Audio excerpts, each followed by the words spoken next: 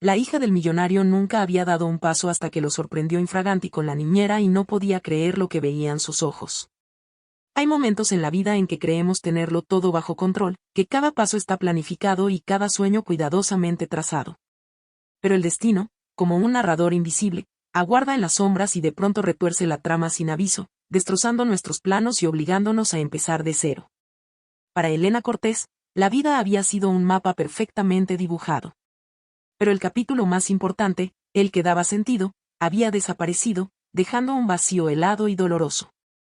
A los 25 años, Elena era una de las mejores estudiantes de enfermería en el colegio comunitario de Boyle Heights. Con sus manos suaves y ojos ilusionados, soñaba con trabajar en un hospital cuidando a pacientes tras traumas. Pero la vida no pregunta lo que uno desea. Cuando su padre murió de un derrame cerebral, todo se vino abajo. Las deudas médicas se amontonaron, su madre cayó en depresión y su hermano de 17 años seguía necesitando apoyo y educación. Guardó sus sueños de batas blancas y estetoscopios y aceptó cualquier trabajo para mantener el techo sobre sus cabezas: mesera, limpiadora de casas, fregona. Entonces, como un rayo de luz inesperado, una vecina amable la recomendó como niñera para una familia acomodada que vivía en el lado oeste de Los Ángeles. Y no es como la mayoría de los niños, susurró la vecina.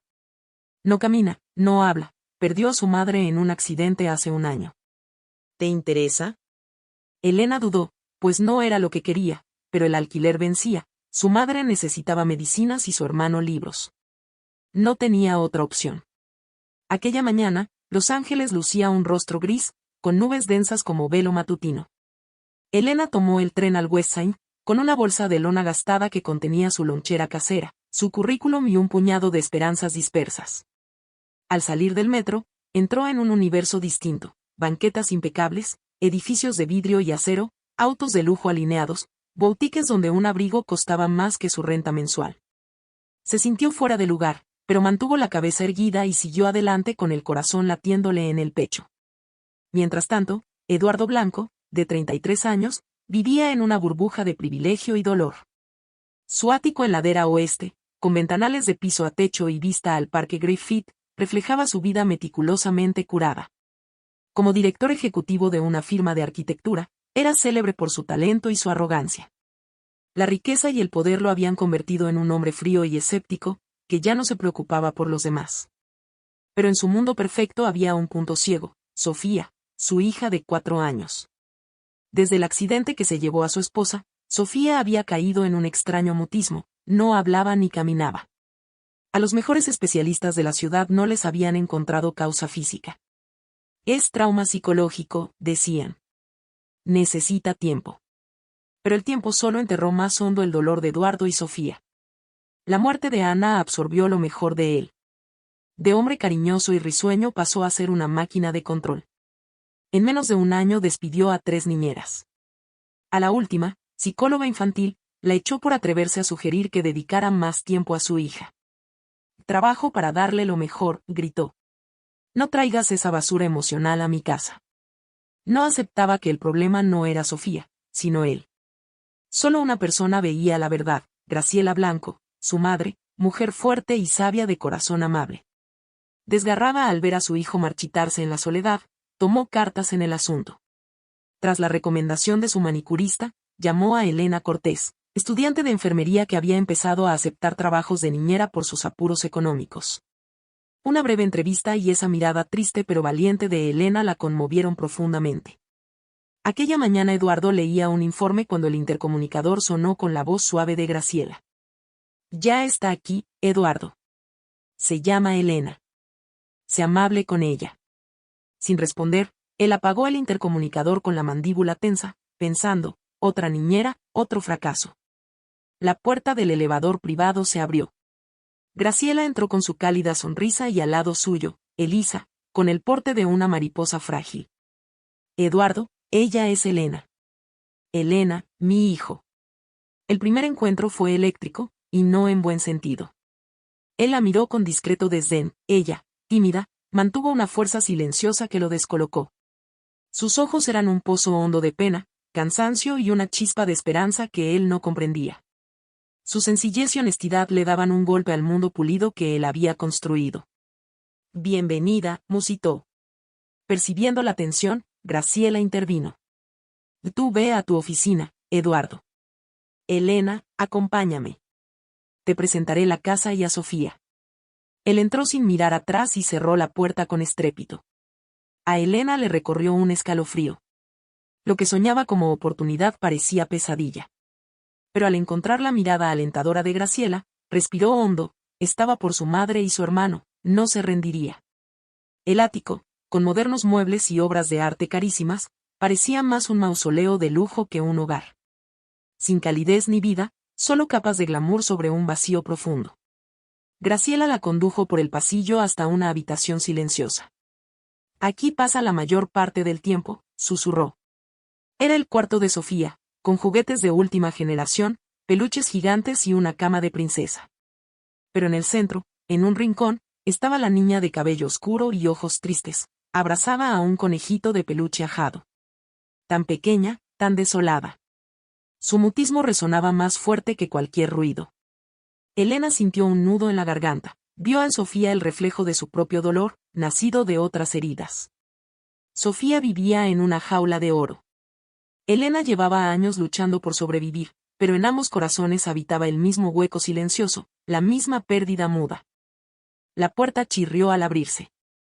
Elena entró y por fin vio a Sofía. La niña estaba sentada sobre una alfombra crema, abrazando su peluche, mirando sin parpadear por la ventana. Su cabello rubio caía desordenado, y sus ojos grises guardaban una tristeza tan densa que parecía silenciar el aire. No había risas, ni nanas, ni juguetes musicales, solo un silencio muerto. Hola, susurró Elena, agachándose a unos pasos. Traje un libro de cuentos. ¿Quieres verlo? Nada. Sofía siguió mirando afuera. Parecía creer que lo real y lo seguro estaban ahí, lejos del dolor y de los recuerdos. En la puerta, Eduardo la observaba con los brazos cruzados, estatua erguida ante un reino silencioso. Hace un año que no habla, dijo él con voz baja. Como si se hubiera ido. Solo evita que se lastime. Ella necesita más que eso, respondió Elena en un hilo de voz. Él la miró con desconfianza. No creas que aquí vas a salvar a alguien, señorita Cortés. Esto no es un drama de película. Detrás de ella quedaron sus dudas y sus lágrimas. Al mirar a Sofía, reconoció esa misma mirada que vio en el espejo tras la muerte de su padre, la del desconcierto de su madre, el intento de su hermano por disimular su tristeza. Ese silencio no estaba vacío, era un grito de ayuda que nadie escuchaba. Los primeros días transcurrieron en un silencio opresivo. El eco de sus pasos por el ático era casi el único sonido. Eduardo, impulsado por su rutina, ejercicio, reuniones, correos, ignoraba a la niñera como a un fantasma, la veía sin realmente mirarla, hablaba sin conversar. Su relación era fría, distante, marcada por límites que él nunca dejaba cruzar. Un amanecer, Elena preparaba jugo natural para Sofía con calma. El sol matutino llenaba la cocina. Eduardo bajó apresurado, la corbata torcida. Al verla, se detuvo y por un instante pareció sorprendido. Aquello tenía un aire doméstico que evocaba un hogar perdido. Pero pronto el ceño le endureció. ¿Qué haces? Jugo de fresa para Sofía, es su favorito, contestó Elena sin mirarlo. No le des fresa, es alérgica, rugió él. Pero la señora Graciela dijo que, intentó explicarse.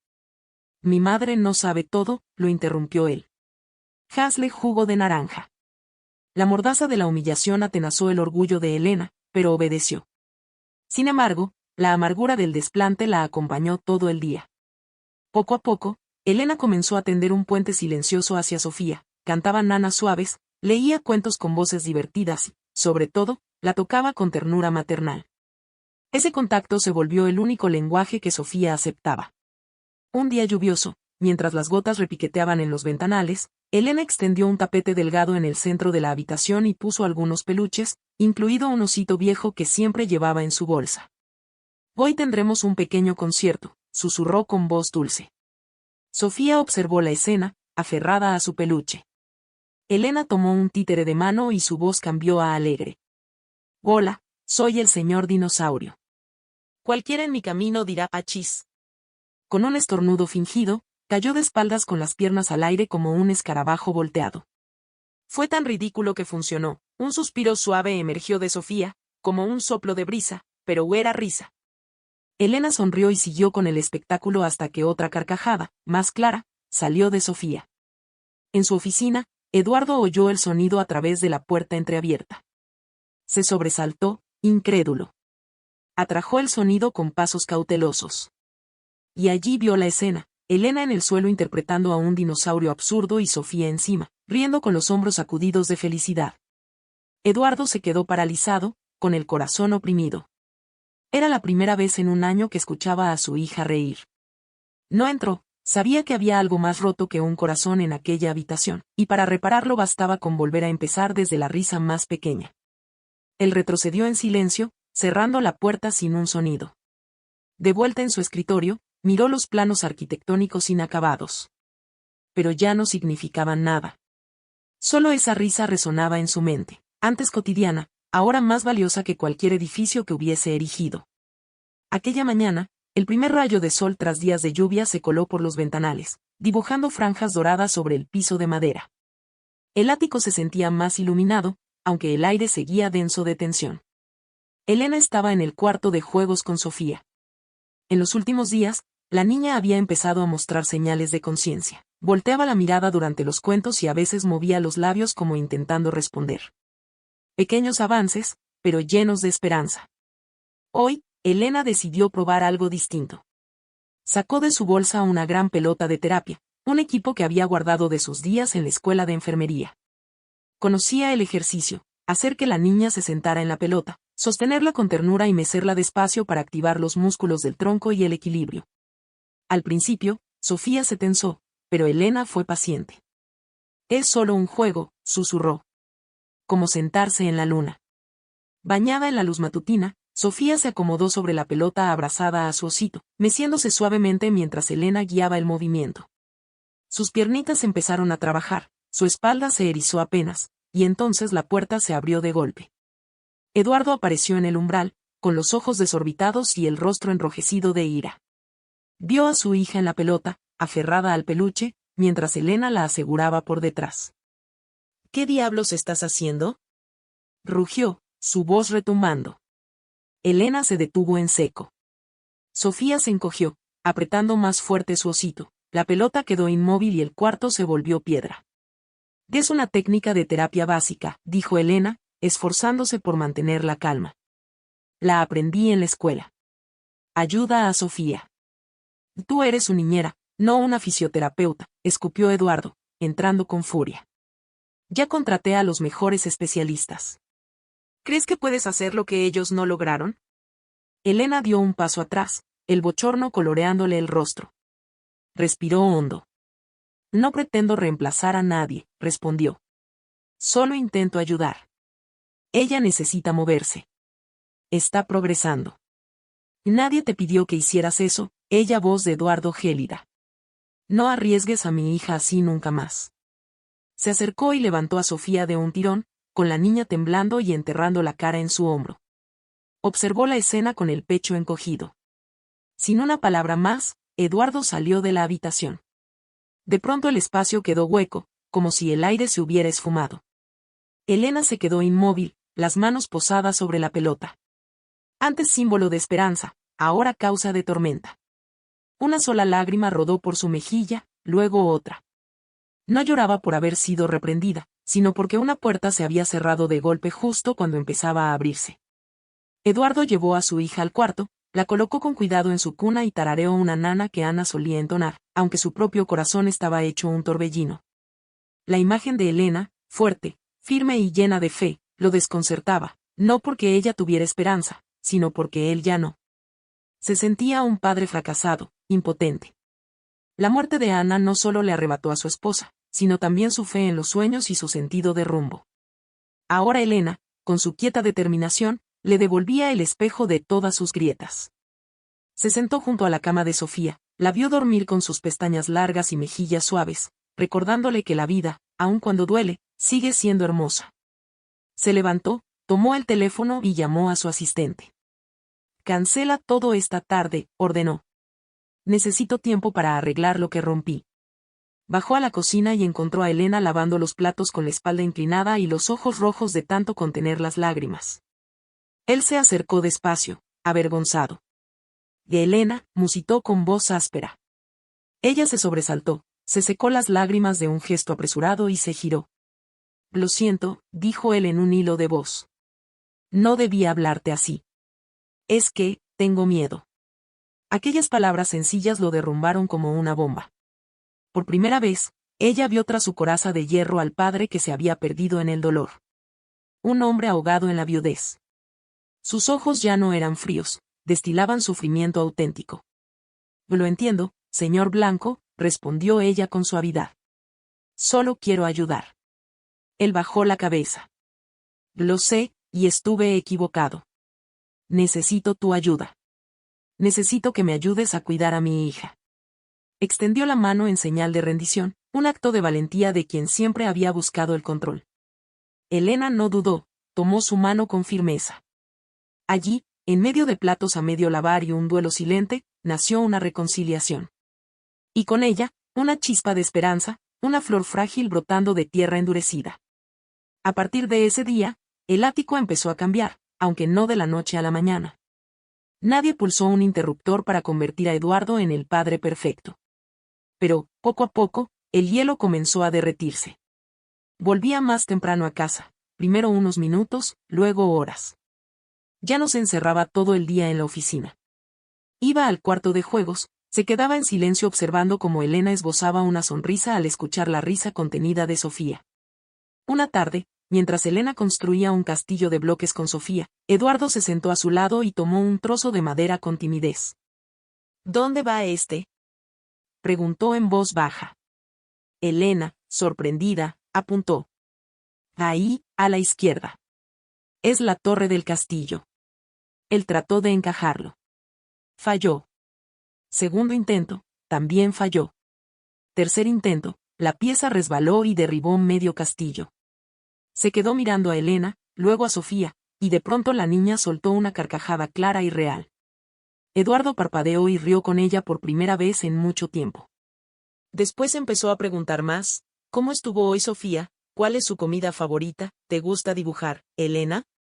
Sus preguntas eran torpes, pero sinceras. Elena respondía a veces con frases cortas y otras con historias de su madre, de su hermano y de esas noches en su diminuto departamento de Brooklyn, donde sobrevivir implicaba compartirlo todo. Una noche, ya con Sofía dormida, no se marcharon de inmediato. Permanecieron en silencio, pero ya no era incómodo. Elena miró la habitación, antes un castillo de silencio, ahora inundada de luz y risas contenidas. Se volvió hacia Eduardo. No solo le estamos enseñando a volver a caminar. También le estamos ayudando a vivir de nuevo. Él asintió con los ojos vidriosos. Yo también. Esa semana, una tormenta azotó con fuerza la ciudad. Las nubes ennegrecieron el cielo y la lluvia golpeó implacable. Aquel domingo lluvioso, los tres se refugiaron en la sala con la tenue luz de una lámpara. El aire olía a tierra mojada, el retumbar lejano de los truenos reforzaba el ambiente íntimo. Sofía, asustada, buscó abrigo en brazos de Elena.